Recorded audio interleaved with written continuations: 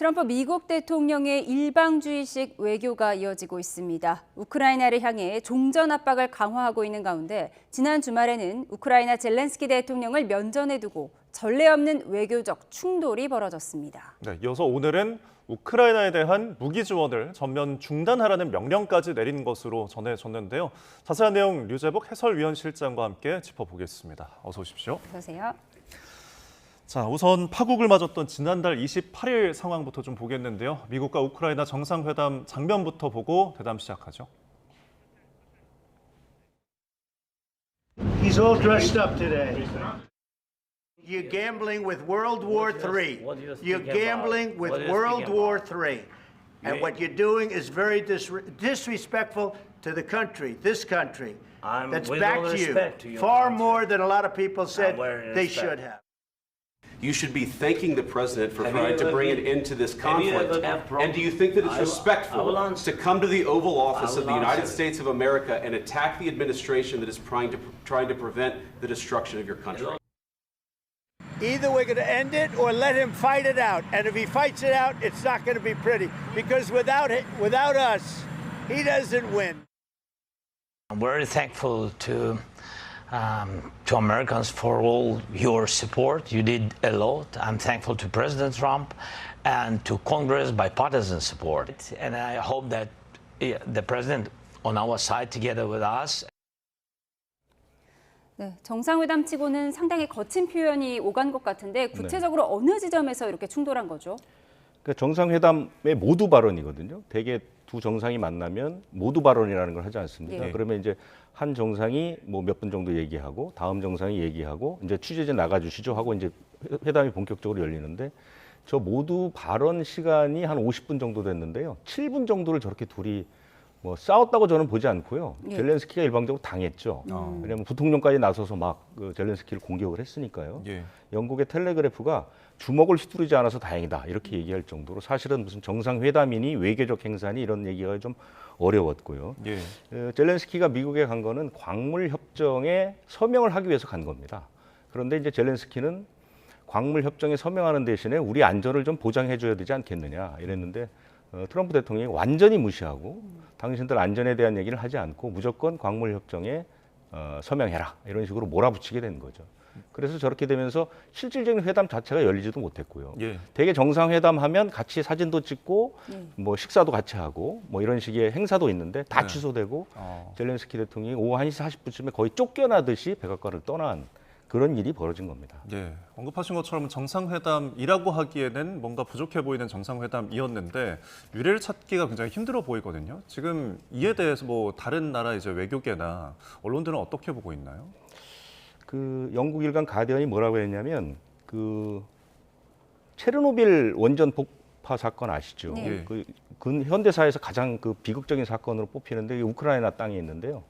외교적 체르노빌 사건을 겪었다. 그러니까 젤렌스키 대통령 입장에서 보면 이런 식으로 이제 젤렌스키가 사실은 이제 그 종전 협상, 미국의 지원을 위해서 유럽에 있는 정상이 몇 사람이 사전에 이제 저 트럼프 대통령을 만나서 우크라이나를 좀 도와줘야 되지 않겠냐라고 얘기를 했고 젤렌스키가 담판을 짓겠다고 자기들에게 사실은 좀 억울할 수도 있는 광물 협정 때문에 이제 미국까지 직접 갔는데 그 앞에서 저렇게 수모를 당하게 된 거죠. 네. 그래서 영국 일간 텔레그래프가 젤렌스키가 트럼프와 벤스가 놓은 덫에 걸렸다 뭐 이런 얘기도 하고요.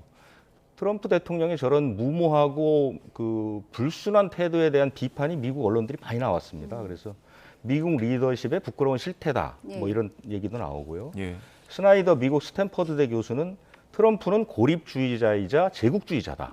제국주의자라는 게 뭐 최근에 그린란드라든가 캐나다를 또 뭐 합병하겠다 뭐 이런 얘기도 하지 않았습니까? 네. 그러니까 제국주의자의 면모를 보이고 있다. 그러면 트럼프가 지구상에서 친구로 삼을 만한 사람들은 같은 종류의 제국주의자, 러시아와 중국, 북한밖에 없다. 이런 식으로 이제 굉장히 심한 얘기를 했고요. 미국 민주주의가 40여일 동안 가장 큰 위기에 빠졌다. 이런 식의 혹평이 대부분 많습니다. 예, 이렇게 혹평이 있지만 트럼프의 일방주의적 외교는 지금 계속 이어지고 있는데 사실 트럼프와 젤렌스키가 악연이 있다고 전해지잖아요.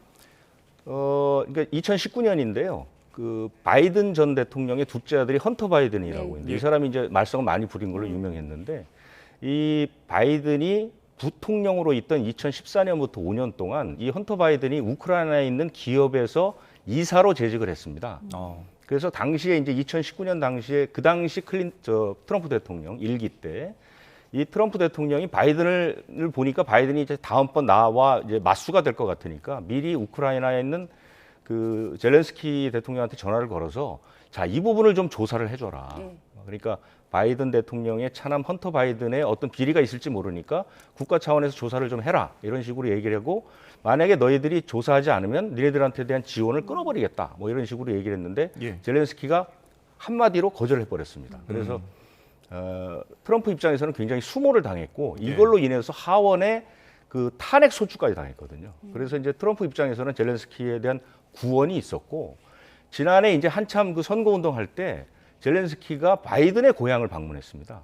그래서 트럼프나 공화당에서는 야, 젤렌스키가 와서 지금 바이든 선거 운동 해주는 거 아니냐 이런 식으로 트럼프 입장에서는 한번 손을 크게 봐줘야 되겠다. 뭐 이런 식의 어떤 구원이 쌓여 있다 이렇게 볼 수 있는 거죠. 네, 두 사람의 악연에 대해서까지 저희가 짚어봤는데 사실 이번 정상회담 결과를 두고서 전쟁 당사국이죠. 우크라이나와 러시아 각기 다른 입장을 내놨습니다. 직접 들어보시죠.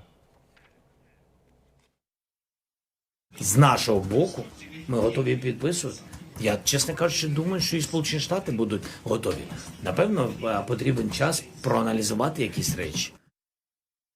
Зеленским.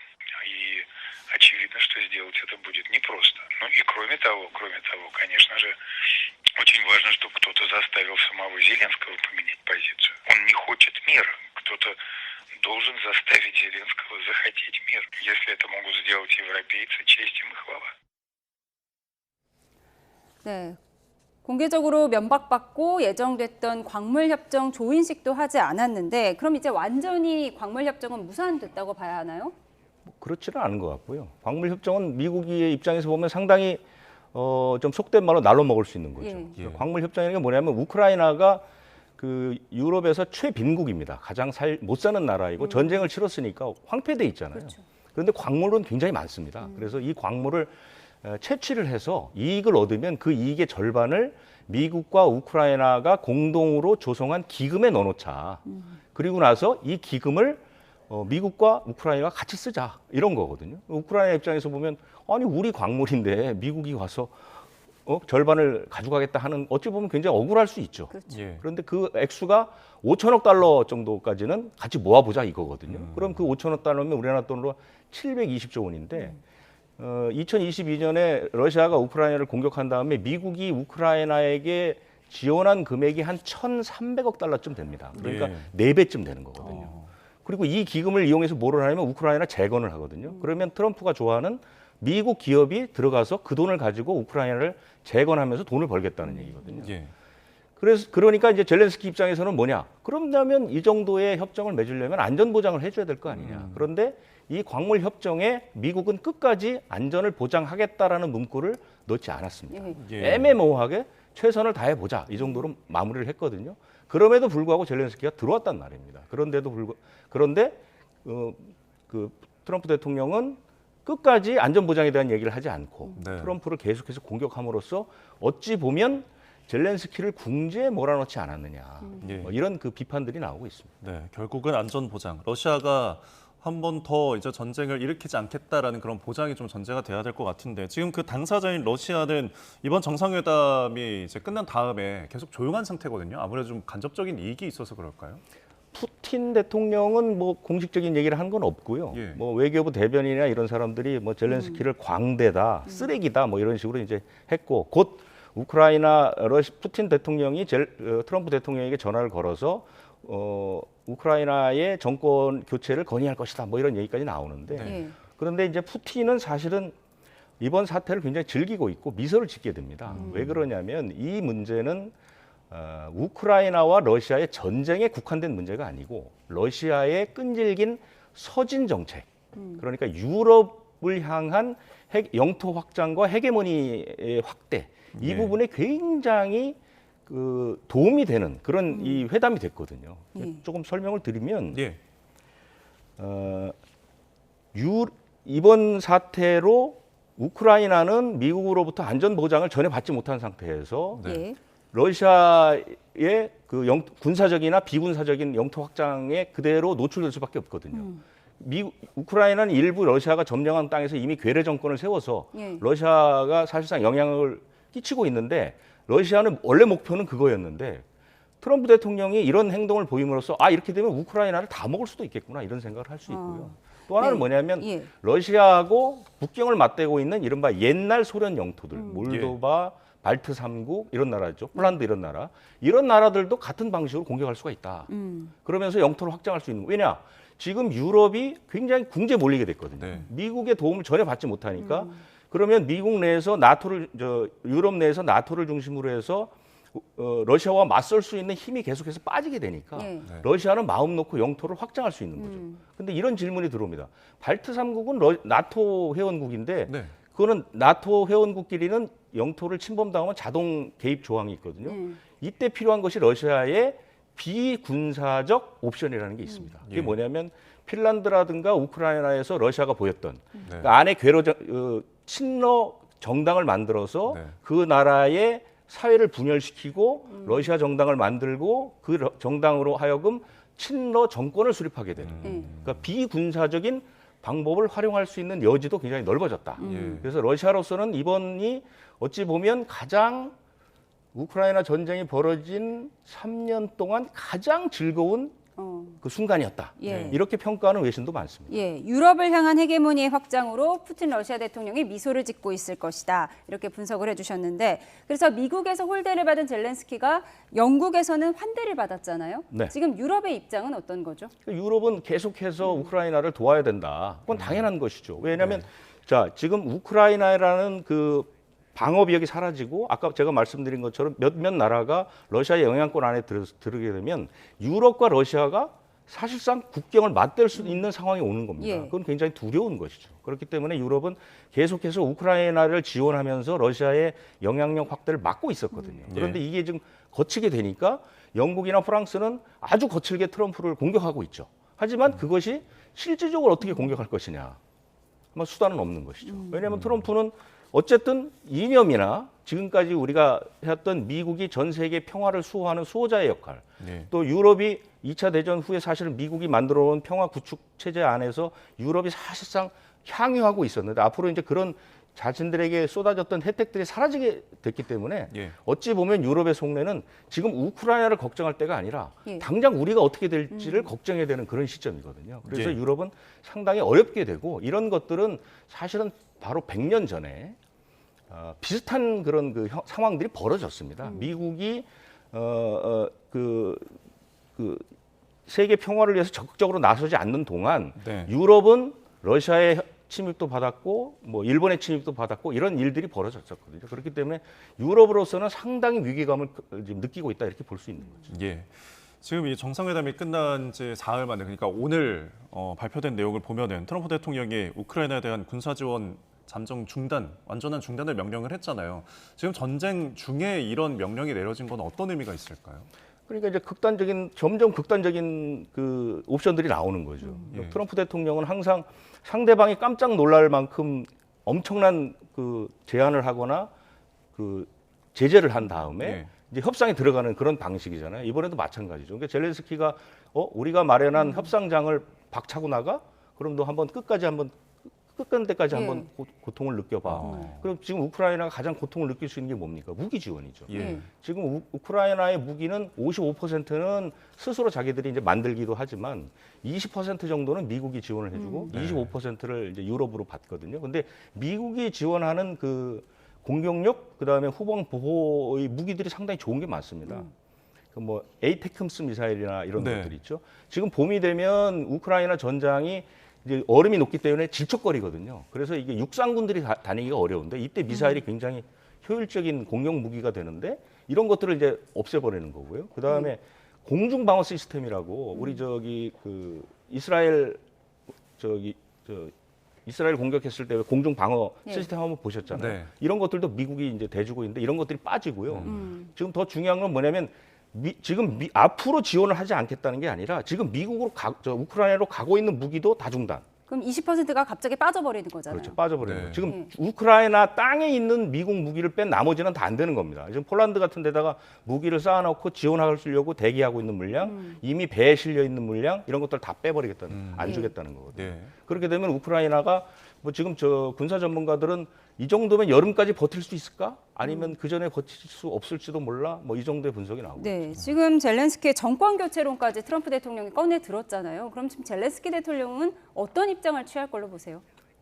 젤렌스키 대통령은 사실상 상당히 좀 어렵습니다. 지금 자기 옵션이 없거든요. 네. 그리고 이제 젤렌스키 대통령도 속내가 있죠. 지금 전쟁 상황이 계속 지지부진한데 조금 있으면 이제 선거가 있습니다. 선거가 있는데 지금 젤렌스키는 굉장히 불리하거든요. 그래서 젤렌스키가 이번에 트럼프하고 대판 싸우고 본국으로 돌아가니까 사실 우크라이나 내에 젤렌스키 지지율은 급상승을 하고 있죠. 올랐다고 하더라고요. 어쨌든 전쟁이 되면 애국심이라는 게 이제 애국심 마케팅이라는 게 발동을 하니까요. 그래서 트럼프 대통령이 젤렌스키 대통령을 물먹이기 위해서 치밀하게 계획을 해서 쇼를 벌였는데 젤렌스키는 또 이 사람도 그 배우 출신 아닙니까? 예. 그래서 본능적으로 아마 더 세게 나가지 않았느냐. 이 방법밖에 없지 않았느냐. 그리고 나서 이제 조금씩 뒤로 물러서겠죠. 왜냐하면 트럼프나 젤렌스키나 두 사람이 대부분 이런 본능적인 쇼맨십 같은 게 있거든요. 예. 그렇기 때문에 저는 극단적인 상황으로 가지는 않고 이제 서로가 극단적인 얘기를 했으니 조금씩 옵션을 좀 맞춰가는 단계에 가지 않을까. 뭐 이런 생각을 하는데 어찌됐든 트럼프 대통령이 키를 쥐고 있기 때문에 젤렌스키로서는 자신의 정치적 생명을 걸고 한판 승부를 벌여야 되지 않을까 이런 생각이 듭니다. 네. 지금 이런 트럼프 행정부의 이제 외교 전략들이 동아시아나 나아가서 우리나라에는 앞으로 좀 어떤 영향이 있을까요? 이 사태를 두고 이시바 일본 총리가 무슨 얘기를 했냐면 예. 오늘의 우크라이나는 내일의 동아시아가 될 수 있다 이렇게 얘기를 하거든요. 뭐냐면 트럼프 대통령은 그 진영이라든지 이데올로기는 아예 무시하는 사람입니다. 자기들에게 이득이 되면 무조건 협상을 하는 쪽이거든요. 지금 러시아와 미국의 관계가 아주 급하게 친해지고 있잖아요. 이것은 네. 뭐냐면 두 나라의 제국주의적 성향, 이익을 우선하는 성향이 맞아떨어지기 때문에 그렇거든요. 동아시아에도 그런 나라가 있죠. 어디가 있습니까? 중국이 있습니다. 그러면 트럼프 대통령과 중국이 가까워지면 당장 어떻게 되느냐? 동아시아에 일본을 비롯한 우리나라는 상당히 궁지에 몰릴 수가 있거든요. 그러면 일본은 어떤 식으로 하느냐? 일본은 사실상 동아시아나 아시아에서 일본이 우위를 보일 수 있었던 건 뭐냐면 미국을 대신해서 중국과 맞서고 있다 이런 얘기였거든요. 예. 그렇기 때문에 일본이 자체 무장을 강화할 수가 있습니다. 미국과 중국이 친해지면 일본이 자체 무장을 강화하게 되죠. 그럼 우리는 어떻게 되죠? 일본의 무장 강화는 곧 우리의 위협이 직접적인 위협이 되는 것입니다. 그래서 우리가 좀 더 자주적이고 다각적인 외교 능력이 필요한 시점이다 이렇게 볼 수 있습니다. 알겠습니다. 저희 지금까지 류재복 해설위원 실장과 함께했습니다. 오늘 말씀 고맙습니다. 고맙습니다.